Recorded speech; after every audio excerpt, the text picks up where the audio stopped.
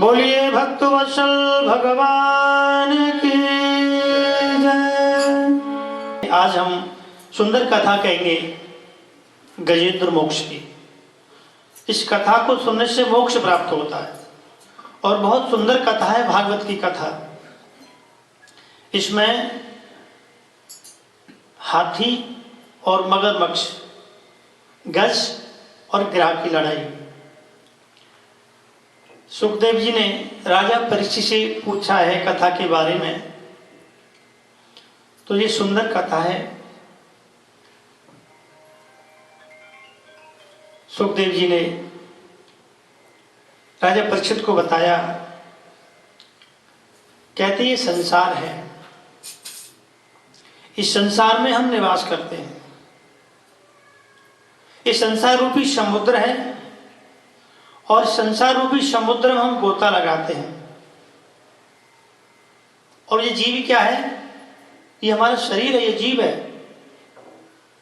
और इसमें काल जो समय है आकर के हमें गिराह रूपी काल हमको पकड़ लेता है।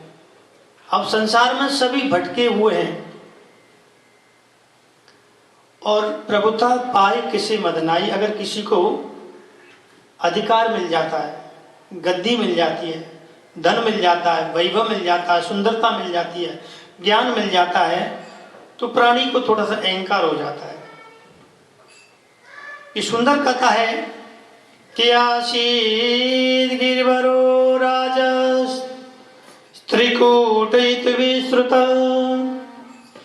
क्षीरोदयना व्रत श्रीमान्यो जनायुतमुश्रित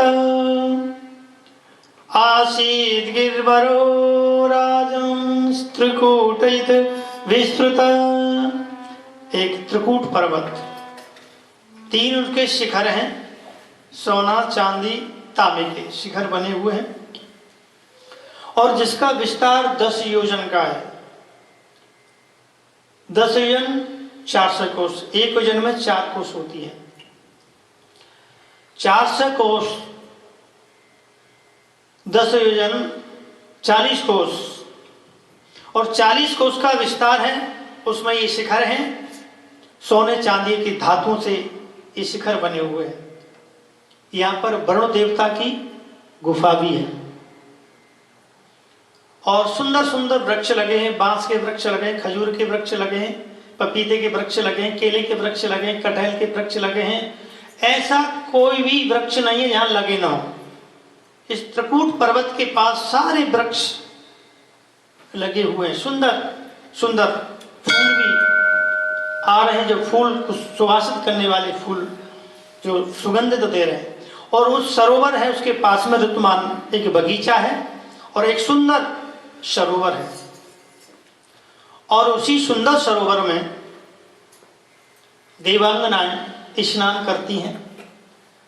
तो देवांगनाओं के शरीर से सुगंधी आती है, क्योंकि देवताओं के शरीर से सुगंधी आती है और मानव के शरीर से दुर्गंधी आती है पसीने की। तो देवांगनाएं जब स्नान करती हैं और जैसे ही हवा चलती है, तो हवा जिस दिशा में चलती है उसी दिशा को सुवासित करती है। अब किसी ने परफ्यूम लगाया हो और निकल के जाए, आहा, पहले तो सोचेंगे ये परफ्यूम बहुत बढ़िया लग रहा है, कौन सी कंपनी का है, सोचेंगे मन में एक दो पूछ भी लेंगे, भैया जी कौन सी कंपनी का, आपका ज़्यादा ही अच्छा लग रहा है, ज़्यादा ही हमको सुवासित कर रहा है, ज़्यादा ही हमारी नाक में जो घुस रहा है, पूरे शरीर को हमें रोमांचित कर रहा है। एक बार तो पूछ लेंगे। एक बंदे आते हैं, एक लड़का ही है, 3-4 बार वो आया, परफ्यूम लगा के आता है, इतनी खुशबू, मन एकदम मुग्ध हो जाता है। लेकिन मैंने पूछा नहीं। कभी कभी मन करता है भैया कौन सा परफ्यूम, अगर मैं पूछूंगा तो कह देगा कि पंडित जी मैं ले आऊँगा, तो वो भी अच्छा नहीं लगेगा, है ना। तो अच्छा है। तो ऐसी सुगंधी आ रही थी और जहाँ सुगंधी आएगी तो सूंघते सूंघते देखेंगे आप ये सुगंधी कहाँ से आ रही है, उस जगह की खोज करेंगे।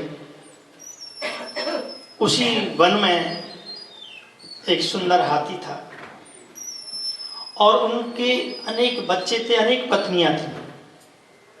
वो हाथी अनेक पत्नियों के साथ में रहता, लेकिन अहंकार था। गज मदमस्त हाथी चलता था, अपने आप को सबसे पावरफुल मानता था, और जो जो छोटे छोटे जीव जंतु आ जाते थे उनको हेल्प कर देता, सहायता करता, और कहता मैं इस जंगल का राजा हूं और आप चिंता न करो, आप मेरी शरण में आ जाओ, सबको अभयदान कर दूंगा। ऐसा थोड़ा सा मन में अहंकार आ गया था, और अहंकार बहुत बुरी चीज है। कभी कभी हम अहंकार भी करते हैं, साहब हमने भंडारा करा लिया, हमने मंदिर में दान कर दिया, हमने इतना भजन कर लिया। तो ध्यान देना, अगर हम भंडारा भी करते हैं, कई कई लोग बड़े बड़े ऊपर से बहुत दिखावे के अच्छे लगते हैं, पूजा करते हैं, लेकिन अंदर से क्या है, कुछ पंक्तियों के द्वारा मैं बताता हूं। कई कई लोग बहुत दिखावा करते हैं, बहुत पूजा करते हैं, और ऊपर से ऐसा लगता है कि ये तो बहुत सज्जन है, बहुत सज्जन अच्छा आदमी है, लेकिन अंदर क्या है, अंदर की तो किसी को नहीं पता है। अंदर की तो वही जानता है जो जिसके साथ रहता है। हाँ, मानव के साथ जो रहता है वो जानता है। सोना जाने कसे और मानव जाने बस। मानव के साथ रहने से उसका व्यवहार महसूस होता है। सोना को घिसने से, तपाने से निखरता है। तो मंदिर में हम पूजा कर रहे हैं, कितनी बार दंडवत कर रहे हैं, कितनी नमस्कार कर रहे हैं, लेकिन वो स्थिति परमानेंट है, तो भगवान के भक्त हैं। कि मंदिर में पूजा करें, घर में करें कलेश। मंदिर में पूजा करें, घर में करें कलेश। और बापू तो बोझा लगे, पत्थर लगे गणेश। बापू तो, बापू कौन, अपने बुजुर्ग, माता पिता, दादा दादी बोझ लगते हैं और मंदिर में पूजा करने के लिए जाते हैं, गणेश जी की पूजा करने के लिए जाते हैं, शनिदेव की पूजा करने के लिए जाते हैं, लेकिन साक्षात घर में जो माँ बाप बैठे हैं उनकी सेवा नहीं कर रहे हैं। तो बापू तो बोझा लगे और पत्थर लगे गणेश।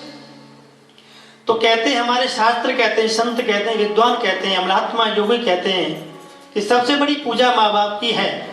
और माँ बाप की पूजा, माँ बाप की सेवा अगर हम करते हैं तो भगवान भी प्रसन्न होते हैं। माँ बाप घर में भूखे बैठे हैं और मंदिर जा रहे हैं, तीर्थ स्थान पर जा रहे हैं, भंडारा कर रहे हैं, और माँ बाप घर में भूखे हैं, तो वो लगता नहीं है कि बापू तो बोझा लगे, पत्थर लगे गणेश। मर जाते हैं फुटपाथ पर भूखे प्यासे लोग। मर जाते फुटपाथ पर भूखे प्यासे लोग। पत्थर के भगवान को लगते हैं 56 भोग। पत्थर के भगवान को लगते हैं 56 भोग। मर जाते हैं फुटपाथ पर भूखे प्यासे लोग। और बांध मुखौटा धर्म का, बांध मुखौटा धर्म का।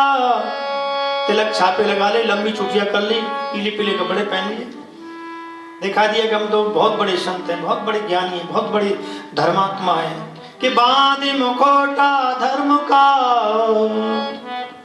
करते दिन भर पाप। दुकान पर हम बैठते हैं, कोई ग्राहक आता है तो सबसे पहले सौगंध भगवान की झूठी खाएगा। भगवान सौगंध, मुझे कुछ भी मुनाफा नहीं हो रहा। गुरु जी की सौगंध, पंडित जी की सौगंध, कुछ भी मुनाफा नहीं हो रहा मुझे, है? कि बांध मुखौटा धर्म का,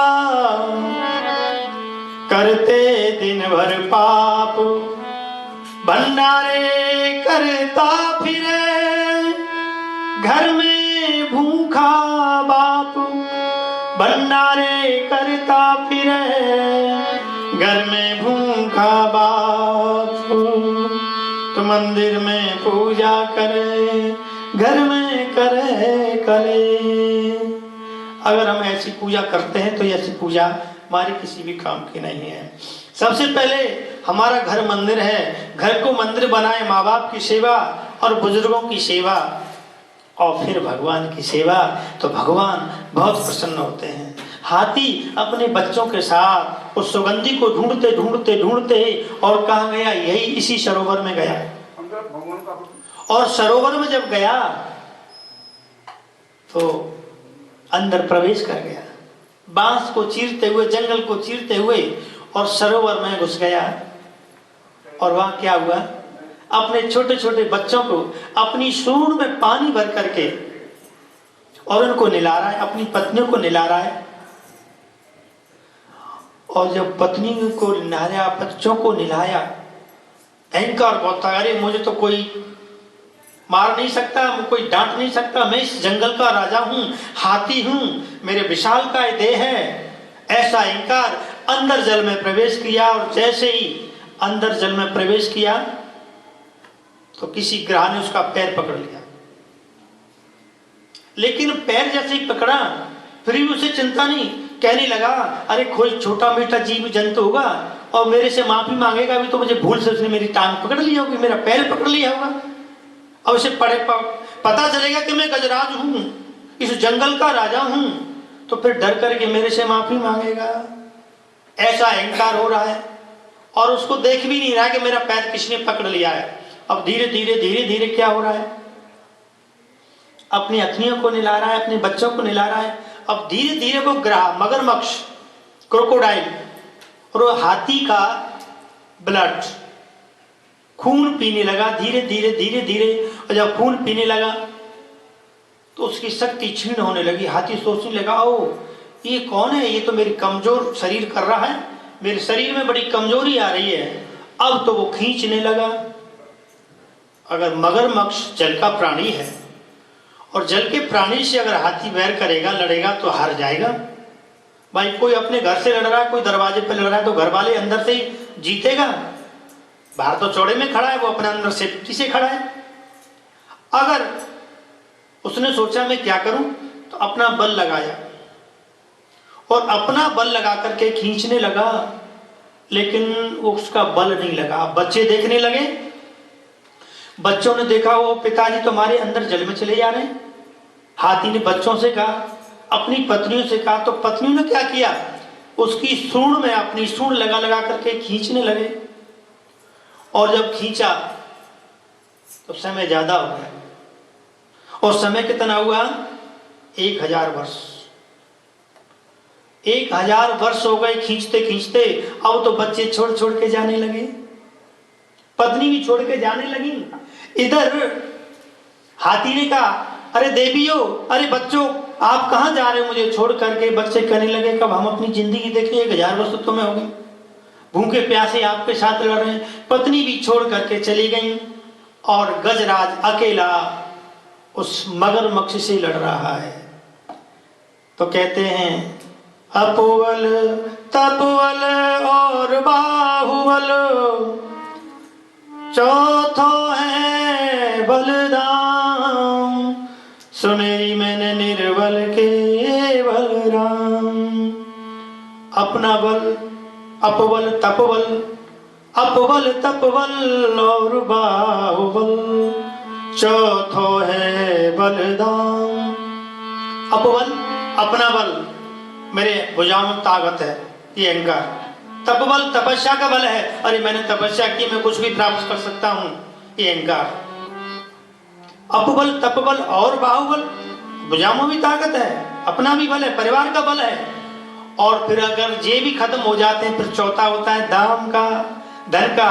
आदमी सोचता है कि धन से तो हम सब कुछ कर लेते हैं, पर लेकिन कोरोना में किसी ने कुछ भी नहीं कर पाया धन से।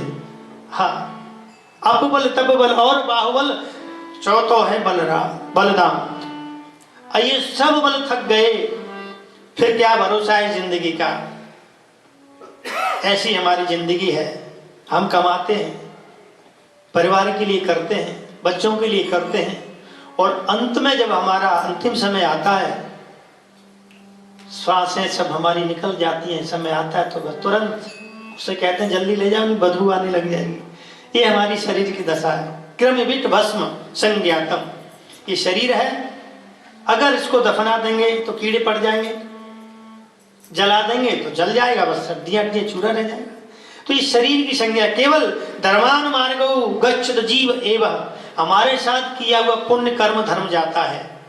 हाथी ने सोचा हो बच्चों के लिए इतना किया, पत्नी के लिए इतना किया, ये तो सब छोड़ छोड़ करके चले गई। क्या भरोसा है इस जिंदगी का, क्या भरोसा है इस जिंदगी का, साथ देती नहीं ये किसी का।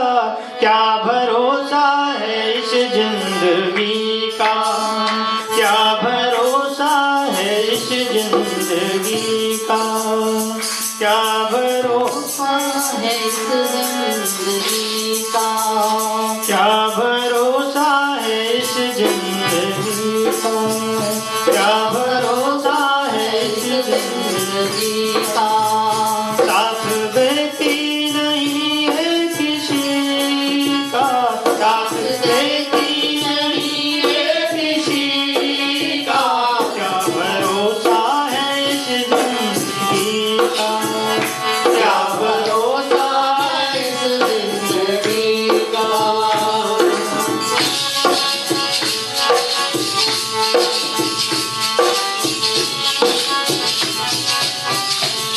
कोई भरोसा नहीं जिंदगी का कि हमारा साथ नहीं देती।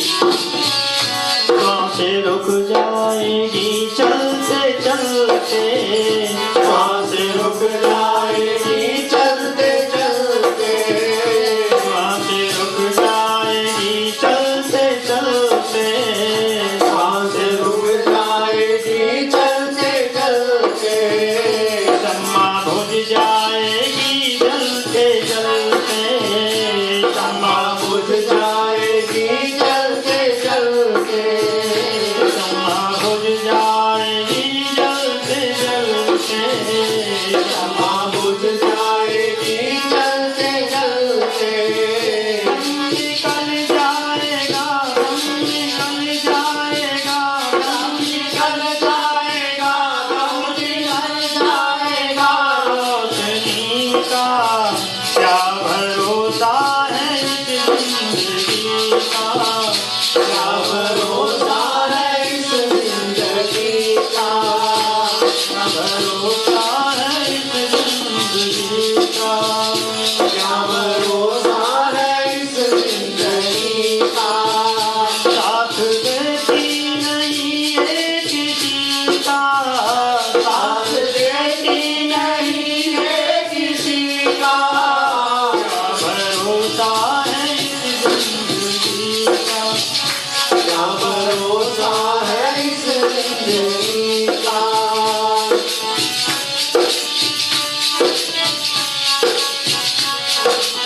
कोई भरोसा नहीं है जिंदगी का। हमारी सांस जब चलती है पानी के बबूले की तरह, कब ये रुक जाए। पानी में जो बबूले आते हैं 1 मिनट में फूट के आते हैं। कल का कोई भरोसा नहीं है, कल क्या हो जाए। दीपक जलता है, जब तक उसमें घी है, बत्ती है, तब तक तो जलता रहेगा, और जैसे घी खत्म हो जाएगा भूल जाएगा। ये हमारा जीवन उसी की बात है।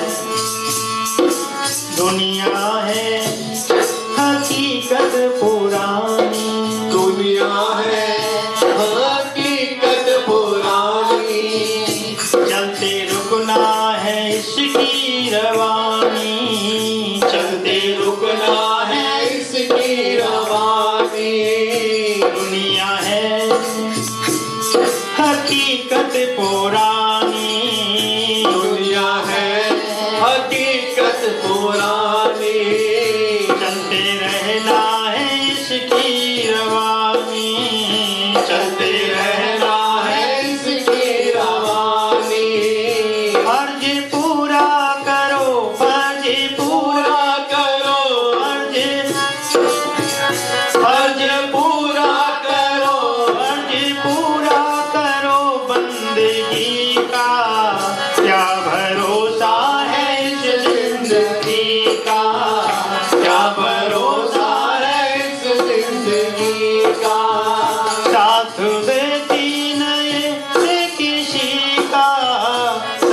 देती नहीं है किसी का। क्या भरोसा है इस जिंदगी का, क्या भरोसा है इस जिंदगी का।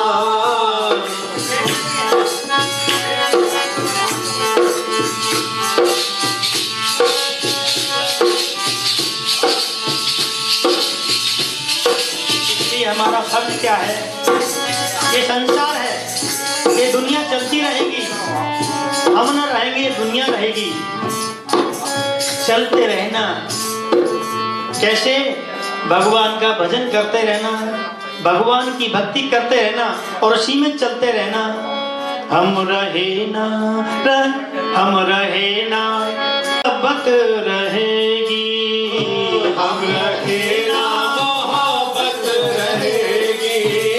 हम रहे ना मोहब्बत रहेगी। हम रहे ना मोहब्बत रहेगी। दास्ता अपनी दुनिया कहेगी, दास्ता अपनी दुनिया कहेगी। हम रहे ना मोहब्बत रहेगी। हम रहे ना मोहब्बत रहेगी। दास्ता अपनी दुनिया कहेगी, दास्ता अपनी दुनिया कहेगी। नाम रह जाएगा, नाम रह जाएगा। नाम रह जाएगा, नाम रह जाएगा। नाम रह जाएगा आदमी का। क्या भरोसा है इस जिंदगी का। क्या भरोसा है इस जिंदगी का। क्या भरोसा है इस जिंदगी का। साथ देती नहीं है किसी का, साथ देती नहीं है किसी का।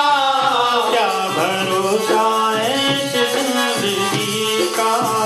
क्या भरोसा है इस जिंदगी का। क्या भरोसा है इस जिंदगी का। इस जिंदगी का कोई भरोसा नहीं है। इतना अहंकार था उस हाथी को कि मेरे समान कोई बलशाली नहीं है, मेरे पास इतने बच्चे हैं, मेरी पत्नियां हैं और मेरा परिवार इतना बड़ा है, तो मुझे तो कोई परास्त कर नहीं सकता। सारा अभिमान धरा का धरा रह गया और इधर में गश थक रहा है और ग्राहा उसका ब्लड खून चूस रहा है और जितनी शक्ति खून चूसने से उसके अंदर आती चली जा रही है और उतनी शक्ति गजराज हाथी की खिंचती चली जा रही, कमजोर होता चला जा रहा है। अब तो युद्ध दोनों में हुआ कि इस प्रकार गजग्राह का युद्ध हुआ घनघोर, युद्ध हुआ घनघोर। खींच रहे दोनों सुवट अपनी अपनी ओर, अपनी अपनी ओर। और कभी गज बाहर आता, कभी तो हाथी खींचता है और कभी गज अपने आप को खींचता है और फिर मगरमच्छ अपने आप को खींचता है। दोनों में युद्ध होने लगा। कभी प्रबल हो ग्राह खींच जल में ले जाता, कभी प्रबल हो ग्राह खींच जल में ले जाता। बीते वर्ष सहस्र युद्ध का अंत न आया। सहस्र माने हजार, कि बीते सहस्र युद्ध का अंत न आया। आतुर हुआ गजेंद्र ग्राह पड़ रहा सभाया, आतुर हुआ गजेंद्र ग्राह पड़ रहा सभाया।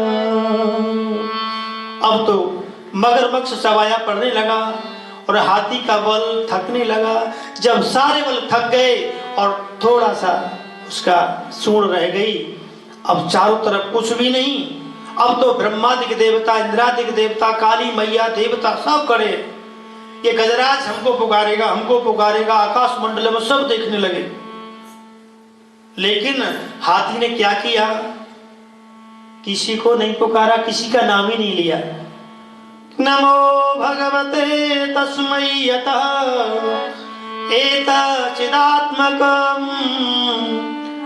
पुरुषायादिबीजाय परेशाय विधीमहि। किसी भी देवता का नाम नहीं लिया, न कृष्ण जी का, न भोलेनाथ का, न मुरलीधर का, न डमरू वाले का, न सचिया जोता वाली माता का, किसी का ध्यान नहीं किया। केवल क्या किया, नमो भगवते तस्मै यतः एतच्चिदात्मकं पुरुषायादिबीजाय परेशाय विधीमहि। कैसे प्रार्थना की उसने, जो जगत का मूल कारण है और सबके हृदय में पुरुष के रूप में विराजमान रहता है। हमारे हृदय में कौन विराजमान रहता है, परमात्मा है। आतितिष्ठ दशांगुलम, 10 अंगुल मात्र हमारे हृदय में जो विराजमान है वो परमात्मा का रूप है। हृदय में विराजमान रहता है चेतना रूप में, जो समस्त जगत का एकमात्र स्वामी है, जिनके कारण इस संसार में चेतना का विस्तार हुआ है। मैं उन भगवान को नमस्कार करता हूं, लेकिन किसी देवता का नाम नहीं। तो जिनमें किसी का नाम नहीं, तो वो कौन है, भगवान हरि ही। भगवान कहते हैं जब जिसमें किसी का नाम नहीं है तो मेरा नाम है। और भगवान देखिए बड़े दयालु हैं, इतने दयालु, बड़े कृपालु हैं। अगर आप किसी भी विधि से, कैसे भी मनोवृत्ति से अगर जाप करोगे, लेकिन नाम नहीं भूलोगे, नाम रटते रहोगे और कोई भी नाम ले लो तो प्रकट हो जाएंगे। बड़ी सुंदर। एक किसान भोला भाला गाय चराता गुरुजी के पास गया, और गुरुजी के पास जब गया तो गुरुजी से कहा, गुरुजी कोई मंत्र दे दो हमको। तो गुरुजी ने कहा, अच्छा तो देखो मैं पढ़ा लिखा तो हूं नहीं, संस्कृत ज्यादा पढ़ नहीं सकता, हिंदी भी नहीं, क्योंकि गाय चराता हूं, केवल मुझे मंत्र दे दोगे, मेरी भावना ऐसी है। तो गुरु ने उसकी भावना देखी, उससे मंत्र कह दिया, भैया तू एक काम कर, तू गोपाल गोपाल गोपाल जपता जा। अच्छा गुरुजी, ठीक है।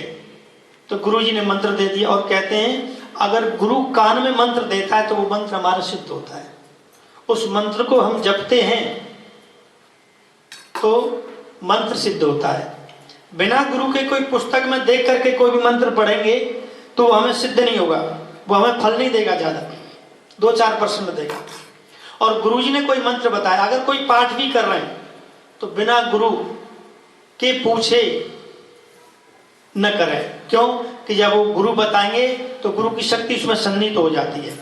पुस्तक में कई मंत्र होते हैं, कई अरे ऐसा काम कर लो, ये चौपाई पढ़ लो, ये यंत्र तंत्र मंत्र कर लो तो फल हो जाएगा, उल्टा और पड़ जाएगा। जब तक जीवन में आधार नहीं है और गुरु का सानिध्य नहीं मिलेगा तब तक वो मंत्र सहयोग नहीं करेगा आपको।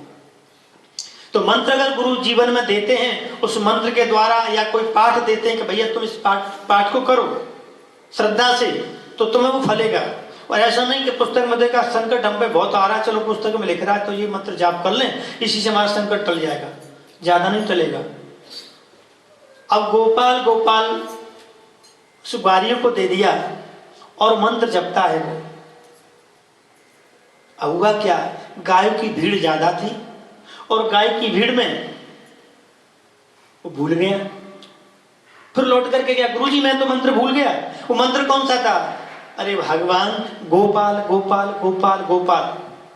गुरुजी ने एक चीज और बता दी थी कि देखो जब भगवान का भजन करते हैं ना तो अप्सराएं आती हैं, व्यवधान करती हैं, उनसे बोलना नहीं है, बिल्कुल नहीं बोलना है, ध्यान में भगवान के रहना है। गुरुजी ने एक बात और बता दी बस, कि उनसे बोलना नहीं, अपने भगवान का भजन करते रहना है। अब हुआ क्या, गाय को लेकर के जा रहा था, झुंड में एक बैल आ गया, उस बैल को देखते ही भगाने में लगा क्योंकि गाय को मार रहा था। तो फिर भूल गया अब बोला गुरु जी के पास जाऊंगा तो गुरु जी नाराज हो जाएंगे। तो धीरे धीरे सोचने लगा, बुद्धि पर जोर देने लगा कि कौन सा मंत्र बताया था। तो गोपाल गोपाल तो याद नहीं आया, उसका उपाल उपाल उपाल उपाल। अब तो उपाल उपाल करने लगा और गाय को चराया करे और भगवान का भजन किया करे, उपाल उपाल उपाल। ऐसे वो भजन कर रहा था। वो उपाल उपाल की शक्ति ऊपर पहुंची। आप लोग जो भजन करते हैं ना, ये कोई साधारण चीज नहीं है। कीर्तन करते हैं जो कोई साधारण चीज नहीं है। भगवान के मंदिर में बैठे हैं और आप बैठे हैं तो कोई साधारण चीज नहीं है। भगवान के मंदिर में जो आकर के बैठ के कथा सुनता है वो देवतुल्य हो जाता है, वो देवरूप हो जाता है। क्योंकि देवता भी कथा को सुनने के लिए आते हैं, स्पर्श करते हैं तो आप भी देवरूप हो जाते हैं। भगवान भी कथा के लिए तरसते हैं, देवता भी कथा के लिए तरसते हैं। जब कथा जो लोग सुनते हैं तो भगवान उनके पितर लोग को चले जाते हैं, उनके पितरों को संतुष्ट करते हैं। अब तो वो उपाल उपाल जपने लगा तो ऊपर से लक्ष्मी जी ने देखा, भगवान आपका ये नाम कोई जप रहा है, आपका नाम जप रहा है क्या? हाँ मेरा भगत है। नहीं प्रभु, आपकी जो सहस्त्रावली है 1000 नाम की, 1000 नाम की, उसमें आपका नाम उपाल तो ही नहीं गई, ये कहां से जप रहा है? तो भगवान हंस गए। भगवान ने कहा कि देख लो परीक्षण करके। नहीं ऐसा नहीं होता, वो आपका नाम नहीं जप रहा है। भगवान ने कहा कि देखो जाकर के परीक्षा कर लो। तो लक्ष्मी जी मृत्यु लोक में आई और वो गोपाल को छोड़ करके उपाल उपाल उपाल उपाल जप रहा था। अब जैसे ही लक्ष्मी जी रूप बदल के गई एक सुंदर देवांगना के रूप में और पूछने लगी, भैया तू कौन को जाप कर रहे हो? अब उसने देखा वो अप्सरा आ गई। मेरे गुरुजी ने बताया कि भगवान का भजन करते हैं तो अप्सरा आती हैं और भगवान के भजन में विघ्न डालती हैं, इसलिए अब मैं इससे बिल्कुल नहीं बोलूंगा। और लक्ष्मी जी बार बार पूछ रही, भैया अब बोल नहीं रहा है और उसकी धुनी लग रही है उपाल उपाल उपाल उपाल। लक्ष्मी ने फिर पूछा, भैया तू कौन को जाप कर रहे हो? अब 3-4 बार पूछेंगे। और ध्यान देना, कहीं भी कथा होती है, जैसे यहाँ कथा होती है, आप लोग आते हैं और घंटा बजाते हैं, तो घंटा बजाने से भगवान प्रसन्न नहीं होते। घंटा आरती में बजाया जाता है। बार बार घंटा बजाते हैं तो बार बार घंटा बजाने से भगवान को भी डिस्टर्ब होता है। आप कहीं भी ध्यान में तल्लीन, अगर कोई लेखनी कर रहे हैं, कोई कार्य लिख रहे हैं और बार बार आप कोई आवाज दे, बार बार फोन आए तो कैसा लगेगा? डिस्टर्ब होगा, चिड़चिड़ापन आएगा, गुस्सा आएगी। अरे ये भला आदमी बड़ी लंबी घंटी दे रहा है। कई की लोग ऐसे घंटी पे दे घंटी दे घंटी दे घंटी, बंद नहीं करेंगे जब तक आप उठाओगे नहीं। और फिर आपको कैसा हाई पावर हो जाएगा वोल्टेज, गुस्सा तो आएगी। अरे बंदा सोच भी नहीं रहा है, एक आदमी बिजी होगा, बाद में उठा लेगा। तो मेरा तो सिद्धांत है, मैं फोन करता हूँ किसी को 2 घंटी देता हूँ, तीसरी से ज्यादा नहीं देता। अगर बिजी होगा तो नहीं करेगा, फ्री होगा तो लौट के तुरंत करेगा। तो कहीं भी कोई जाप भी कर रहा है, कोई भजन भी कर रहा है, कोई पाठ भी कर रहा है, मत जोर जोर से ना बोलें और ना आवाज करें, डिस्टर्ब होता है। क्योंकि ध्यान भंग हो जाता है तो खुद को दोष लगता है। अब वो बार बार लक्ष्मी जी ने पूछा, भैया तू कौन को जाप कर रहे हो? तू कौन को जाप कर रहा है? उसने और अवधि अपनी बढ़ा दी, उपाल उपाल उपाल। अब 4थी बार पूछा तो क्रोध में आकर कह रहा, लक्ष्मी ने पूछा, भैया तू कौन को जाप कर रहा है? तेरे खसम के। ओहो, लक्ष्मी जी पहचान गई, अरे जो तो बड़ा भक्त है जाने, तो मुझे भी पहचान लिया। तुरंत भगवान के पास गई, देखो मैं रूप बदल के गई थी, तभी तुम्हारे भगत ने मुझे पहचान लिया कि तुम्हारे तो ऐसे ही ऐसे भक्त हैं। तो प्रभु की लीला बड़ी प्रबल है। प्रबल प्रेम के पाले पड़कर प्रभु को नेम बदलते देखा, जिनका मान भले टल जाए पर भक्ति का मान न टलते देखा। जब प्रबल प्रेम से परमात्मा को पुकारेंगे तो परमात्मा भी अपना संविधान, अपना विधान, अपना नियम छोड़ करके आपके मान की सम्मान करेगा और आपका मान सम्मान उसकी व्यवस्था बनाएगा। तो कहते हैं प्रभु केवल इंतजार करते हैं कैसा भक्त मुझे मिले। हाथी ने केवल कुछ भी दिखाई नहीं दिया और युद्ध हो रहा था कि 4 पहर युद्ध भयो ले गयो मझधार।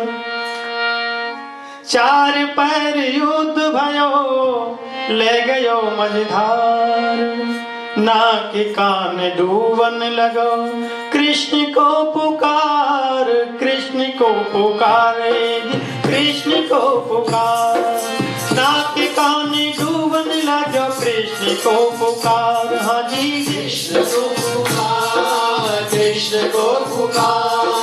चार पैर युद्ध भयो ले गयो मझधार, चार पैर युद्ध भयो ले गयो मझधार, चार पैर युद्ध भयो ले गयो मझधार, चार पैर युद्ध भयो ले गयो मझधार। नाक कान डूबन लागे कृष्ण को पुकार, नाक कान डूबन लागे कृष्ण को पुकार, नाक कान डूबन लागो कृष्ण को पुकार। नाक कान डूबन लागे कृष्ण को पुकार। एक फूल लिया और फूल तोड़ करके और प्रार्थना की, नाक कान डूबन लागो कृष्ण को पुकार, नाक कान डूबन लागे कृष्ण को पुकार। द्वारिका में शब्द गयो शोर भयो भारी, द्वारिका में शब्द भयो शोर भयो भारी, द्वारिका में शब्द भयो शोर भयो भारी।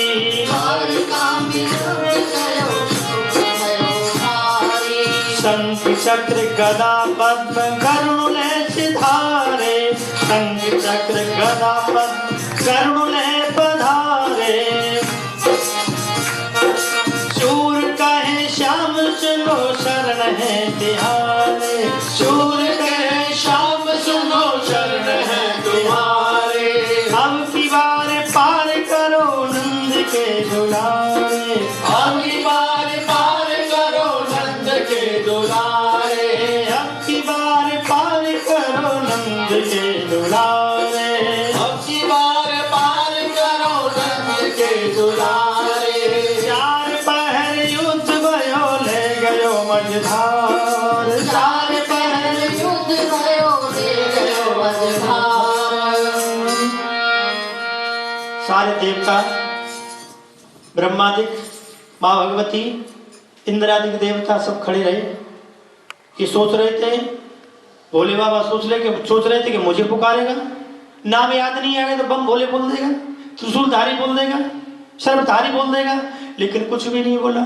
मैया भी ने इंतजार किया, अगर सचिया वाली बोल देता तो मैं आ जाती। गजराज ने किसी का नाम नहीं लिया। इंद्र ने भी कहा कि ऐरावत वाले, वो भी नहीं बोला। तो जाए क्यों? जब तक कोई किसी को पुकारेंगे नहीं, कुछ कहेंगे नहीं, तो कैसे कोई सहायता करने के लिए जाएगा।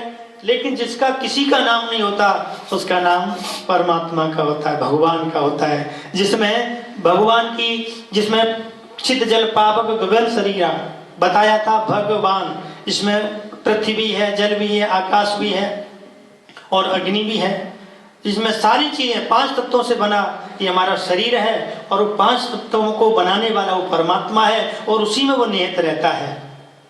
अब भगवान जैसे तुरंत पता चली कि मुझे कोई मेरा भक्त पुकार रहा है, तो तुरंत उसने, भगवान ने क्या किया, गरुड़ को आवाज लगाई और गरुड़ दौड़े चले आए। और गरुड़ को अभिमान हो गया, गरुड़ को अभिमान हुआ कि देखो भगवान का भी बिना मेरे काम नहीं चलता। भगवान समझ गए, ओहो सबसे बड़ा दुख तो इसको गरुड़ को हो गया है, तो सबसे पहले मैं इसको उतारूं, गजराज को तो उतारने के लिए मैं बाद में जाऊंगा। तो तुरंत पकड़ लिया गरुड़ को, अपनी छोटी उंगली रख दी और कहा उड़ो। गरुड़ कहने लगे महाराज आप बैठो तभी तोड़ूंगा। नहीं नहीं नहीं तू उड़। अब जैसे ही भगवान ने अपनी उंगली रखी छोटी और गरुड़ अपनी पंखे फड़फड़ाने लगा, उड़ने लगा, तो उड़ नहीं पाया, पसीने पसीने हो गया। कहने लगा भगवान माफ करे। भगवान एक अभिमान करता है। आप कहते हो कि मैं भगवान को लेकर के उड़ता हूं, मुझे लेकर के उड़ता है तू? अरे मैं ही तुझे अपने पैरों में बांध करके ले जाता हूं, तू मेरी शक्ति से उड़ता है।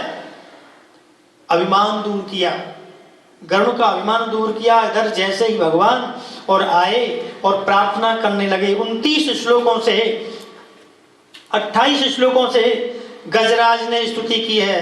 क्षेत्रज्ञाय नमस्तुभ्यं साक्षिणे परमात्मने, हे प्रभु आप क्षेत्रज्ञ हैं, हम क्षेत्र है, हमारा शरीर है और आप क्षेत्रज्ञ हैं। हे प्रभु आप जगदाधार नियंता हैं।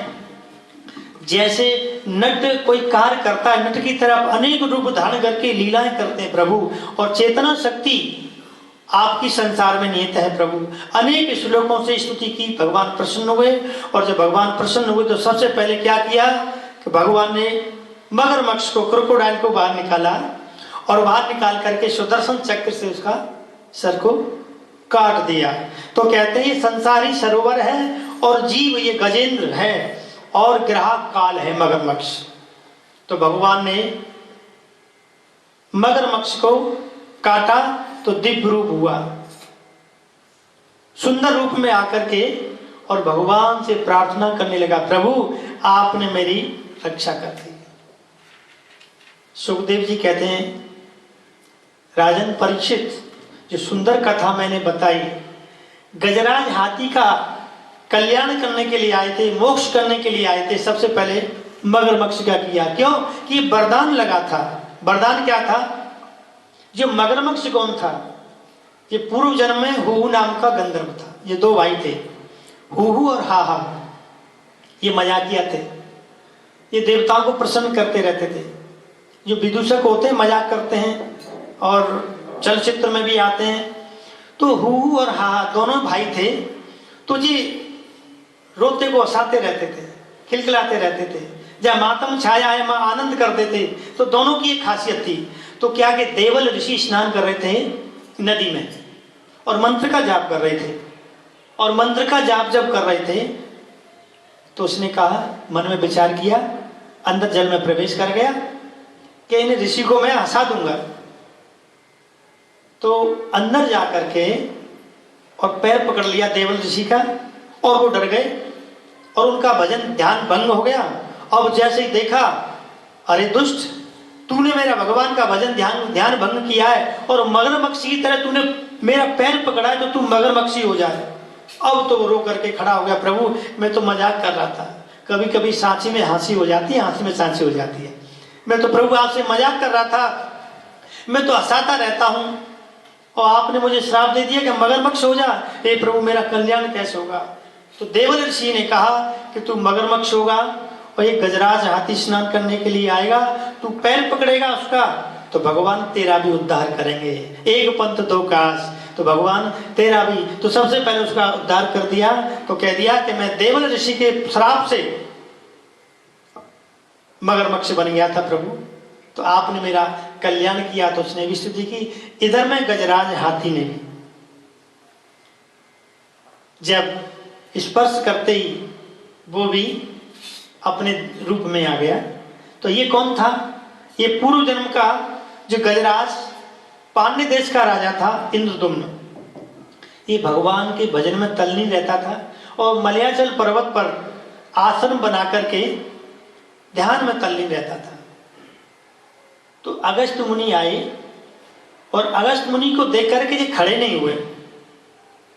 तो अगस्त मुनि तो है क्रोध का अवतार। उन्होंने देखा कि अच्छा मेरा आदर सत्कार नहीं किया है।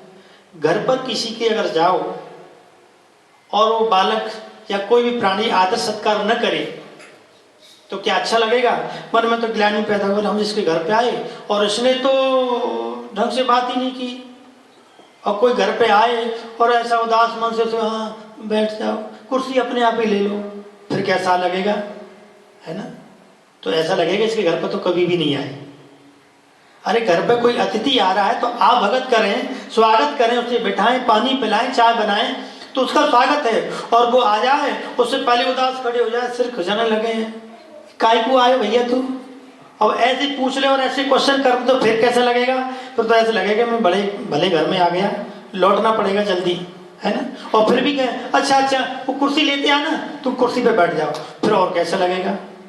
कई लोगों की आदत होती है, कई की जगह मुझे आकर के लोग बताते हैं भगवान गजराज का उद्धार किया, क्योंकि अगस्त मुनि ने फिर इनको श्राप दिया कि देख तूने अपने आश्रम पर मेरे आने से खुशी नहीं हुआ और उठ करके तूने मेरा आदर सत्कार नहीं किया।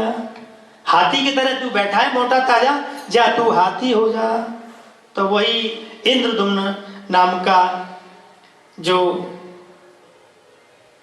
राजा था, गजराज बना, उसका उद्धार हुआ भगवान के स्पर्श करने से।